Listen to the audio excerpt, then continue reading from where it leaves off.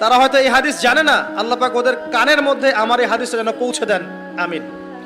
নবী সাল্লাল্লাহু আলাইহি ওয়াসাল্লাম বলেছেন, আমি মেরাজের রাতে যখন গিয়েছি তখন এক শ্রেণীর মানুষকে দেখেছি, ওদেরকে শাস্তি দেয়া হচ্ছে। কি শাস্তি? জাহান্নামীদের রক্ত এবং পুঁজ ওদেরকে খেতে দেয়া হচ্ছে। জিবরাইল আলাইহিস সালামকে জিজ্ঞাসা করা হলো যে এরা কারা? তিনি বললেন, এরা আপনার উম্মতের সেই সব ব্যক্তি যারা মাদকদ্রব্য সেবন করত।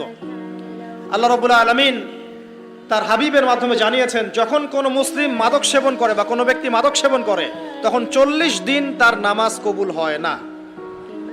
এরপর যদি সে তওবা করে তাহলে আল্লাহ পাক তার তওবা কবুল করবেন ইনশাআল্লাহ। যদি সে আবারও মাদক খায় তওবা করার পর, আবার 40 দিন তার নামাজ কবুল হবে না। যদি সে আবার তওবা করে আল্লাহ পাক আবার তাকে মাফ করে দিবেন। যদি সে আবারও মাদক খায় আবার 40 দিন তার নামাজ কবুল হবে না। তারপর যদি আবার তওবা করে আবার আল্লাহ তাকে মাফ করে দিবেন।